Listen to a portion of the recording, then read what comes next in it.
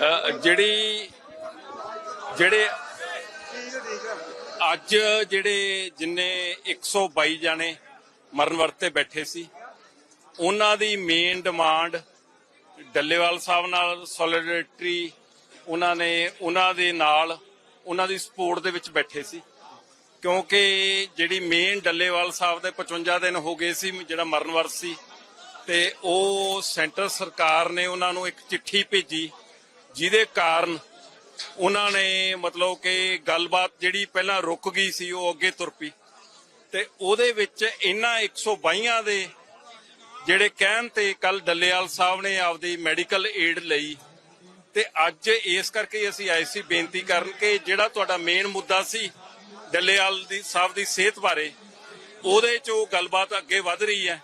ਤੁਹਾਡੀ ਇੱਕ ਤਰੀਕੇ ਨਾਲ ਜਿਹੜੀ ਜਿੱਤ ਹੋਈ ਹੈ, ਜਿਹੜੀ ਤੁਸੀਂ ਵੇਟ ਕਰ ਰਹੇ ਸੀ ਵੀ ਤੁਹਾਨੂੰ ਕੋਈ ਸੱਦਾ ਮਿਲੇ, ਤੇ ਅੱਜ ਸਪੈਸ਼ਲੀ ਸੀਐਮ ਪੰਜਾਬ ਤੇ ਡੀਜੀ ਸਾਹਿਬ ਵੱਲੋਂ ਇਹ ਸੀ ਵੀ ਡੱਲੇਵਾਲ ਸਾਹਿਬ ਨੇ ਤਾਂ ਮਰਨ ਵਰਤ ਖੋਲ ਦਿੱਤਾ, ਜਿਹੜੇ ਮੇਨ ਉਹਨਾਂ ਦੀ ਸਪੋਰਟ ਦੇ ਵਿੱਚ ਬੈਠੇ ਸੀ ਜਾ ਕੇ ਉਹ ਵੀ, ਕਿਉਂਕਿ ਉਹਨਾਂ ਨੂੰ ਵੀ ਰਿਕੁਐਸਟ ਕਰੋ ਕਿ ਉਹ ਆਪਦਾ ਮਰਨ ਵਰਤ ਆ ਜਿਹੜਾ ਖੋਲਣ।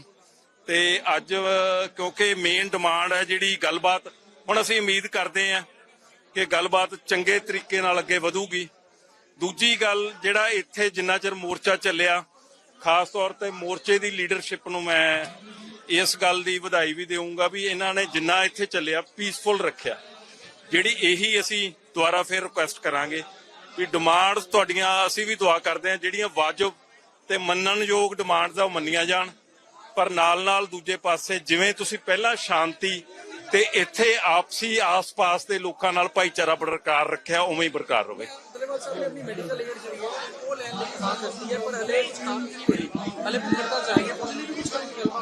ਨਹੀਂ ਦੇਖੋ, ਪੋਜ਼ਿਟਿਵ ਹੈ ਜਿਹੜੀਆਂ ਗੱਲਾਂ, ਇੰਨੇ ਐਫਰਟ ਹੋਏ, ਇੰਨੇ ਲੈਵਲ ਦੀਆਂ ਟਾਕਸ ਹੋਈਆਂ, ਤੇ ਉਹਦਾ ਪੋਜ਼ਿਟਿਵ ਇਹ ਮੰਨਣਾ ਚਾਹੀਦਾ ਵੀ ਉਹ ਜਿਹੜੀਆਂ ਗੱਲਾਂ ਕੱਲ ਜਿਹੜਾ ਡ੍ਰਿਪ ਲੱਗਣਾ, ਕਿਉਂਕਿ ਸਾਰੇ ਉਹਨਾਂ ਦੀ ਸਿਹਤ ਬਾਰੇ ਚਿੰਤਤ ਸੀ, ਉਹ ਬੜੇ ਕੱਦਵਾਰ ਨੇਤਾ ਹੈ, ਕਿਸਾਨ ਨੇਤਾ, ਤੇ ਇਸ ਕਰਕੇ ਉਹ ਸਾਰੀਆਂ ਗੱਲਾਂ ਪੋਜ਼ਿਟਿਵ ਹੋਈਆਂ। ਜਦੋਂ ਇਹ ਚੀਜ਼ ਪੋਜ਼ਿਟਿਵ ਹੋਊਗੀ ਤੇ ਅਸੀਂ ਉਮੀਦ ਕਰਦੇ ਹਾਂ ਬਾਕੀ ਵੀ ਗੱਲਾਂ ਪੋਜ਼ਿਟਿਵ ਹੋਣਗੀਆਂ। ਅੱਛਾ, ਸਮੇਂ ਕਿਉਂ ਲੱਗਿਆ ਇਹਨਾਂ ਕੇਂਦਰ ਸਰਕਾਰ ਜਿਹੜੇ ਨੇ ਉਹ ਕਹਿੰਦੇ ਕਿ ਕੱਲੇ ਡ੍ਰਿਪ ਰਾਹੀਂ ਔਰ ਮੈਡੀਸਨ ਰਾਹੀਂ 14 ਤਰੀਕ ਤੱਕ ਡੱਲੇਵਾਲ ਸਾਹਿਬ ਨੂੰ ਨਹੀਂ ਬਚਾਇਆ ਜਾ ਸਕਦਾ। ਕਹਿੰਦੇ ਕੁਝ ਹੋਰ ਵੀ ਉਹਨਾਂ ਨੂੰ ਡਾਈਟ ਨਾਲ ਦੇਣ ਦੀ ਲੋੜ ਹੈ। ਦੇਖੋ, ਜਿਹੜਾ ਬਿਲਕੁਲ ਹੀ ਕੁਛ ਨਾ ਲੈਣਾ ਤੇ ਉਹਦੇ ਲਈ ਜਿਹੜਾ ਬਿਲਕੁਲ ਕੁਛ ਨਾ ਲੈਣਾ ਤੇ ਡ੍ਰਿਪ ਲੱਗਣੀ ਬਹੁਤ ਪੋਜ਼ਿਟਿਵ, ਇਹਨੂੰ ਆਪਾਂ ਗਿਣਨਾ ਚਾਹੀਦਾ। ਇਹਦੇ ਚ ਉਹਨਾਂ ਨੂੰ ਨਾਲੇ ਇਹ ਜਿਹੜੇ ਡੱਲੇਵਾਲ ਸਾਹਿਬ ਤਾਂ ਹਜੇ ਵੀ ਸਹਿਮਤ ਨਹੀਂ ਸੀ, ਇਹ 122 ਬੰਦਿਆਂ ਦੇ ਕਹਿਣ ਤੇ ਜਾਂ ਜਿਹੜੀ ਸੰਗਤ ਇੱਥੇ ਆਈ ਹੈ ਉਹਨਾਂ ਦੇ ਕਹਿਣ ਤੇ ਉਹਨਾਂ ਨੇ ਜੇ ਲਿਆ, ਤੇ ਮੈਨੂੰ ਲੱਗਦਾ ਉਹਨਾਂ 'ਚ ਆਪਦੀ ਇੱਕ ਆਤਮ ਵਿਸ਼ਵਾਸ ਤੇ ਉਹਨਾਂ ਦੇ ਵਿੱਚ ਆਪਦੀ ਇੰਟਰਨਲ ਸਟਰੈਂਥ ਵੀ ਹੈ, ਜਿਹਦੇ ਕਾਰਨ ਹੀ ਇੰਨੇ ਦਿਨ ਆ ਗਏ। ਤੇ ਅਸੀਂ ਇਹੀ ਉਮੀਦ ਕਰਦੇ हैं कि वो दोबारा सेहतयाब होकर आप मीटिंग अटेंड करेंगे। देखिए, कल केंद्र सरकार की तरफ से, एग्रीकल्चर मिनिस्ट्री की तरफ से 3 उच्च अधिकारी, जॉइंट सेक्रेटरी, डेप्यूटी सेक्रेटरी और डायरेक्टर रैंक के अधिकारी आए थे। उसके अलावा मिनिस्ट्री ऑफ होम अफेयर्स के अधिकारी थे।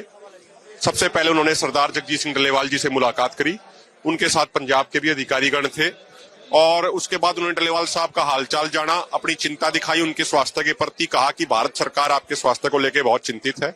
उसके बाद वे मांगों के ऊपर चर्चा करने लगे तो सरदार जगजीत सिंह डल्लेवाल जी ने कहा कि मांगों के ऊपर जो चर्चा करनी है वो हमारे दोनों फोरमों के नेताओं से कीजिए। लगभग 3.5 घंटे तक दोनों फोरमों के नेताओं के साथ उनकी कई राउंड की बातचीत हुई और कई राउंड की बातचीत होने के बाद उन्होंने एक प्रपोजल रखा, एक प्रस्ताव रखा कि भारत सरकार जहां से पिछली बार बातचीत छूटी थी 18 फरवरी 2024 को, 4 दौर की बातचीत जहां खत्म हुई थी, वहीं से बातचीत को आगे बढ़ाना चाहती है। उसके लिए 14 फरवरी 2025 की तारीख उन्होंने प्रस्तावित करी है।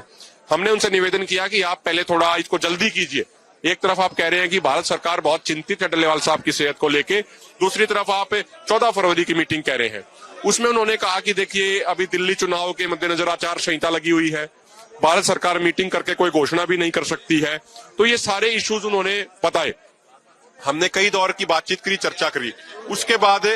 उसके बाद जो पूरे अधिकारीगण थे वो डल्लेवाल साहब के पास वो चिट्ठी लेके आए। डल्लेवाल साहब ने पहले मना कर दिया था कि मैं किसी तरीके की मेडिकल एड कुछ नहीं लूंगा। उसके बाद यहाँ हजारों किसान मौजूद थे, हजारों किसानों ने सरदार जगजीत सिंह डल्लेवाल जी से बार बार निवेदन किया, 1.5 से 2 घंटे तक वो बातचीत चली कि भाई डल्लेवाल साहब, आज तक हमने आपकी सारी बातें मानी है, आज हमारा निवेदन स्वीकार कीजिए। और केंद्र सरकार के अधिकारियों का भी कहना था कि कोई भी बातचीत होगी, उस बातचीत में सरदार जगजीत सिंह डल्लेवाल जी स्वयं जरूर मौजूद हो। डल्लेवाल साहब मौजूद हो, उनकी मौजूदगी बहुत जरूरी है, ऐसा वो बार बार कह रहे थे।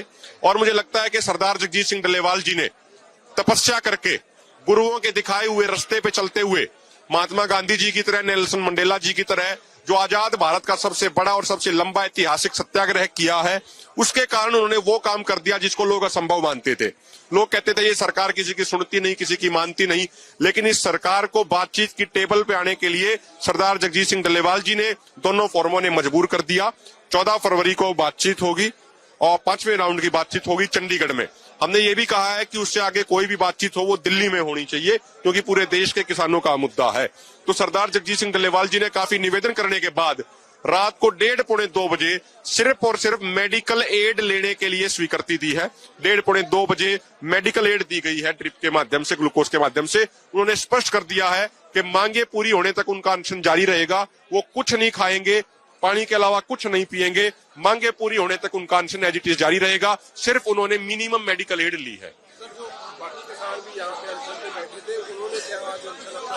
डल्लेवाल साहब ने निवेदन किया उनसे कि आप मेरे अनशन के समर्थन में बैठे थे।